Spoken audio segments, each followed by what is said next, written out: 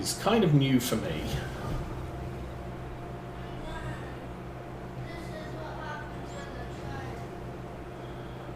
But I'm okay with that. So,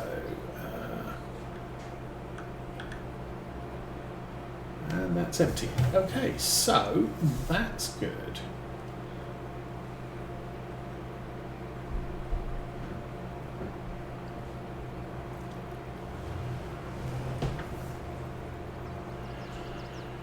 Oh, I usually put this over here, right?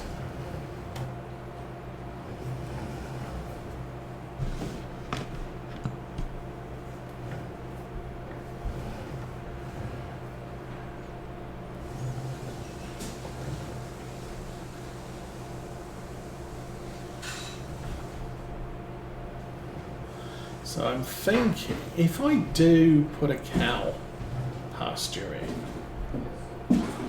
what I'm probably going to end up doing is chopping down this hedgerow, or a sizable part of that hedgerow, to the corner, and kind of positioning the cow barn in this general area, so it'll give us a little bit of a narrower entrance to the yard. But I think this expanse is just too much. Okay, do I want to put this away? I want to look at jobs. I don't think I really plan on. It's cultivating. There are a lot of cultivating jobs. A couple of fertilizing jobs, a couple of liming jobs, a few sowing jobs. I'm going to skip it for now. And see what goes later. Well, I do have a pallet fork for the mallow. Don't use it very often, but it's there just in case.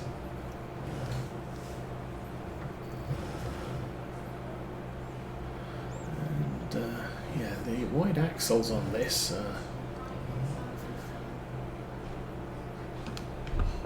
somewhat excessive. Okay, so that's good. We'll jump out of there. Yeah, that one has GPS. And I think that doesn't.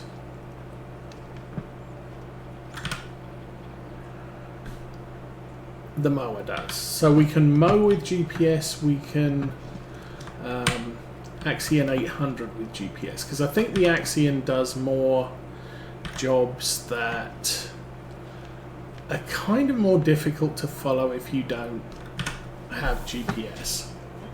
I do think the little red tractor, the Massey Ferguson 7720, would probably benefit from GPS because of the way I do things.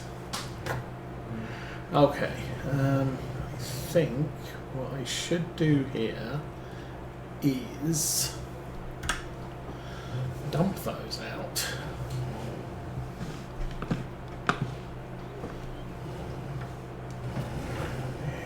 And back that into there. Now we are going to need seed in the blue planter for after we've cut the grass next month, which at the rate we're going is probably going to be next weekend's stream if nothing else happens. Okay, drop that.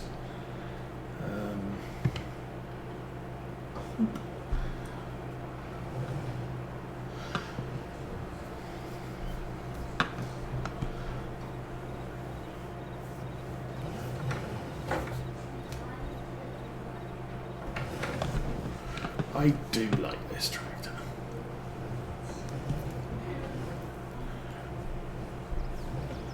The whole four-wheel steering thing, it's a little...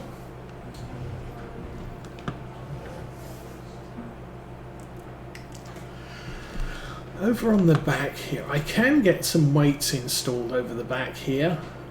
And I might benefit from doing that when I'm rolling silage. But for the most part, I'm kind of okay with it in the configuration it's in. It's difficult to take off that front weight, and if you take off the front weight, you put a 3-point on it, and then you're probably going to buy a front weight and leave it on there. So it's like, do I really need to do that? Because that costs more money. Okay, let me do this. So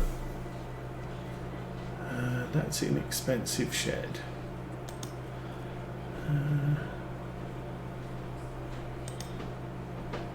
Shelter with the solar roof. That's also kind of expensive.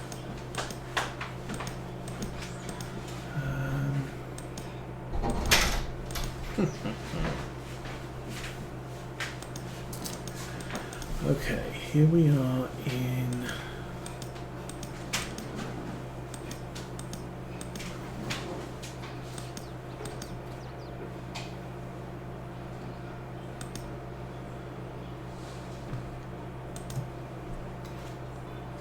not one of those.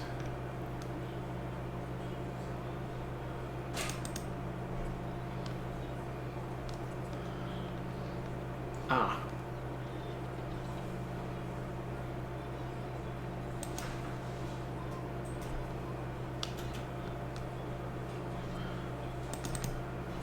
So I think that one is the shed we currently have. Okay. Now,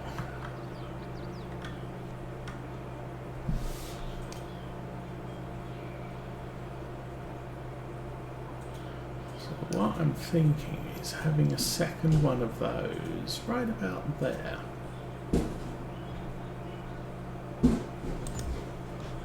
Oop.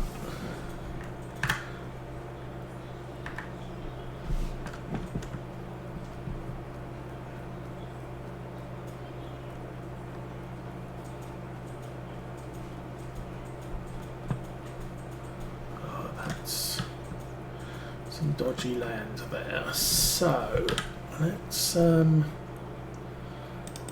construction, landscaping, level, soften, level,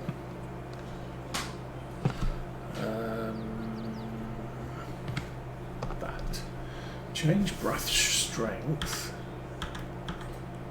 Oh, okay. Change brush size. Change brush shape.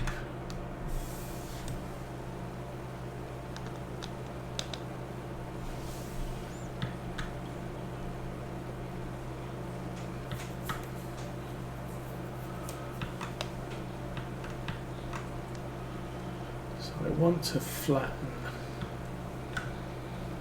hopefully all of that space.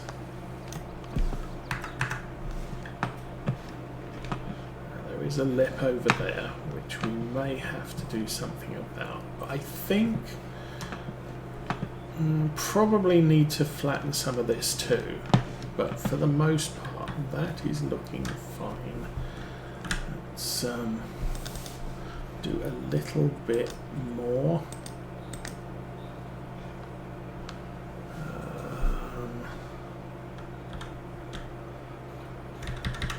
Oh no, too big.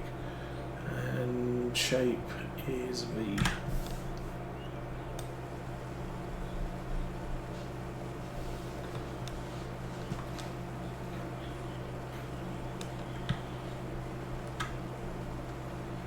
So really all I'm looking for here, oops, is to level that all off. Yes, I'm going to have to smooth that later. I think these are fine. We'll get those out of the way.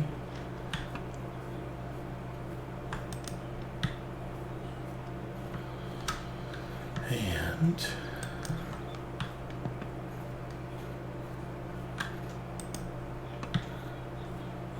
oh Okay, and I do kind of want landscaping.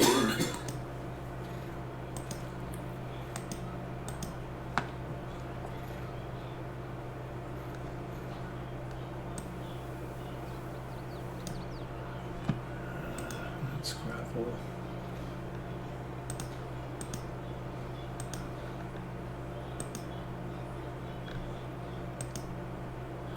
That's gravel too.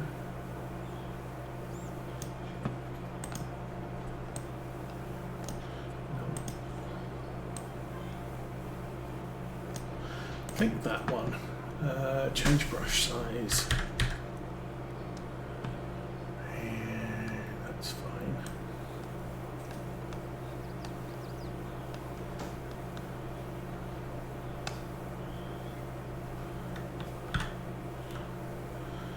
Just pour down some gravel here so we can get to the other shed. I'm not going to be too fussy actually, because I've planted these slightly off angle.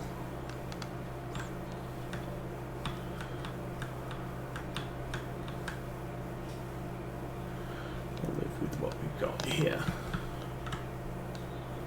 In order to get a perfectly straight line along the edge of the hedge or the shed there. Yeah, I don't know a good way around that. And I think we'll fill this out with gravel too, so it makes the yard look fairly uniform. There now. Okay. Okay, that's saved. So that looks good. Let's jump into the Kubota.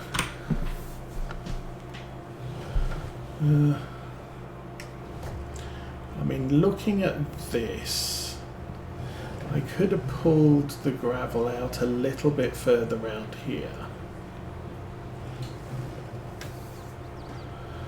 But hey, we've got the shed for the other bits of equipment that I really don't want to leave outside. So things like the sprayer and the spreader can go in there. Might switch it all round.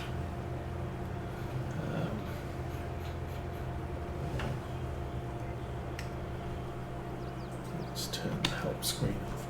So things like the seeders, maybe put the seeders in the back shed because we don't use them very frequently, whereas things like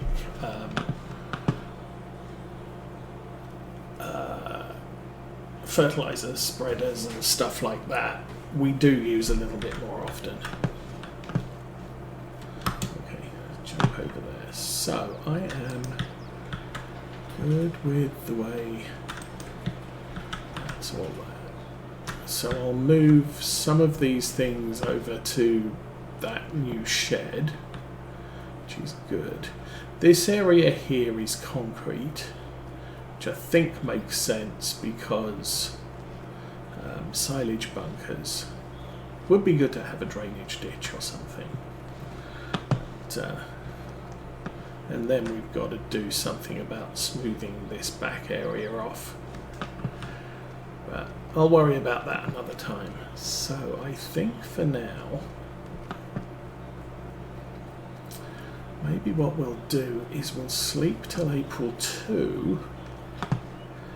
And then we'll see what's available at the store and how much the land costs.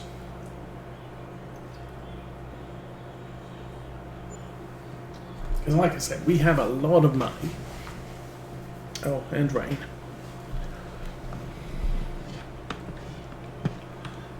It's going to rain today. That's awesome.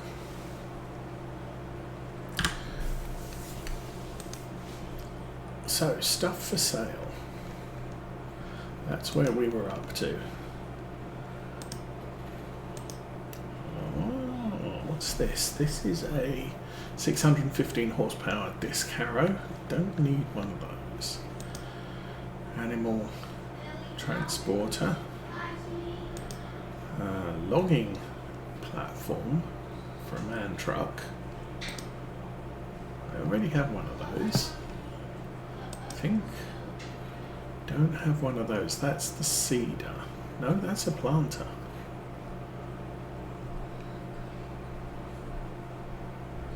That's a direct drill. Oh, that's hugely big. Thing. Hook lift truck. That is used to seed crop like wheat, barley and canola. Oh, right, yes. And an old Rudolph. Okay. Let's have a look at farmyard prices. We are interested in that one, which is below 50%, but still super expensive. Now, some of the options here, if we buy this one, I can take out some of this tree line here and would give us access straight across there. There's a gap there, there's a gap there, and it would allow us easy access through these fields. This one would then be an extra. This is also good, but nothing good today, so we'll go April 3.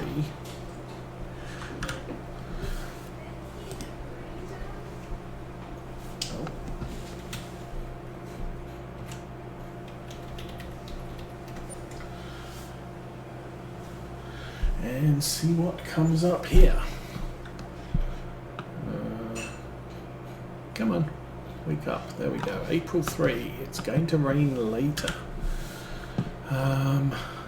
What did we get up to? We got up to that. Oh, Case Maxim. Don't need that. Don't need that. 450 horsepower shallow cultivator. Can't use that.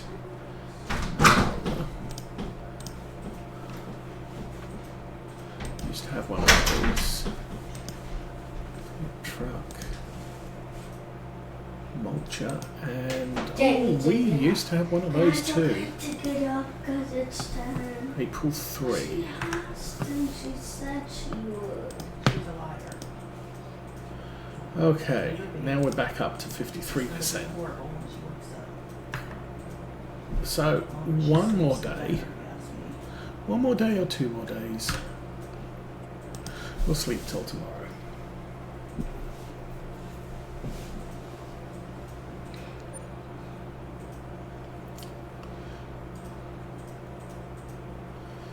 So, into the night. And morning time, and what's up for sale?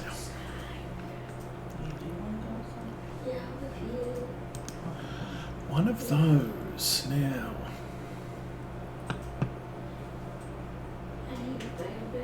Semi-truck would be nice. I gotta do cinnamons first. Let's get dressed. I gotta get dinner in the crock pot. What's that? Oh, buddy. 435 horsepower for a subsoiler. No. Crock pot take the cooks. 240 for a cedar. Big thing.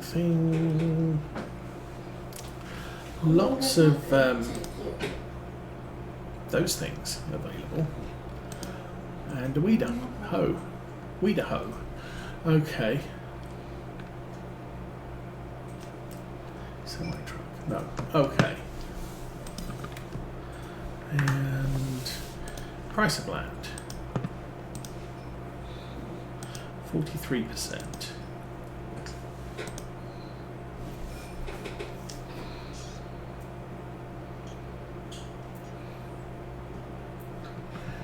That's 263. That's 236.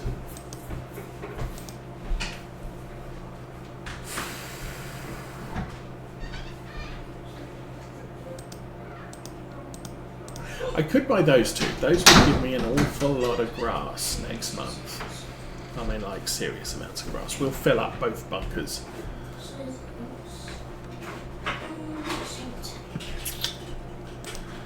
Oh. Okay, let's do that. We'll buy that one. Buy that one.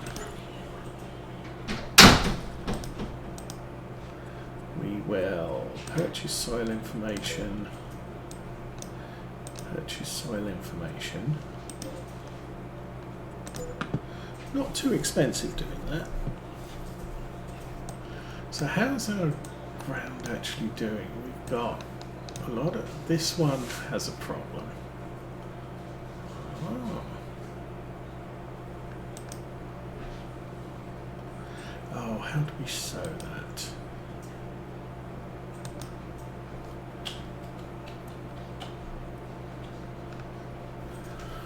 Precision farming.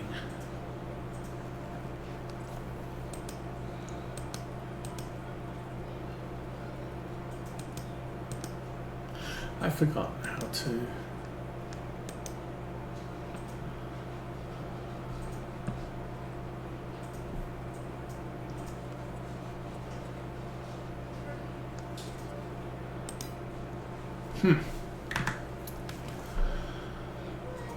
What shows...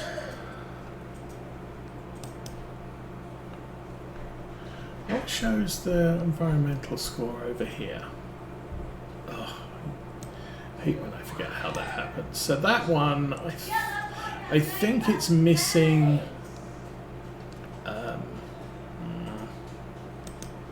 oh, there we go.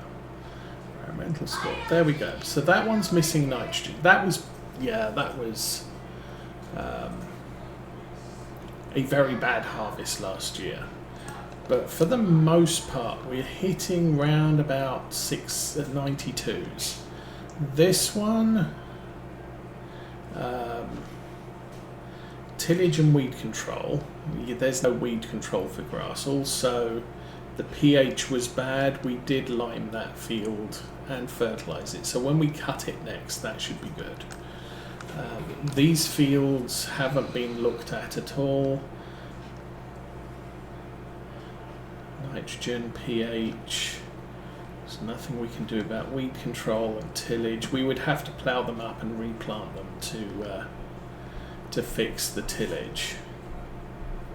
And these have nitrogen and pH, which will be balanced when we do and the weed control. But these will improve through the course of this year as we work towards getting everything perfect for harvest. Our environmental scores dropped from 10% to 7% with the purchase of those two fields. But I do now have the opportunity to probably lime and fertilise both of these and at least get them scoring high when we cut them next month. I need to turn the grass on. Let's turn the grass on. Needs ploughed? None of them need ploughed. So they're all in fairly good condition. It's just a matter of fixing the environmental score on both of these. And I may do that later. I think for now I'm going to call it here. We don't have much in the way of money left. I do need to, as I said, I need to lime both of those fields. I need to fertilise both of those fields. And I think they're in growth stage 3. Growing stage 2 of 3. They should be as well. So pH nitrogen will fix that,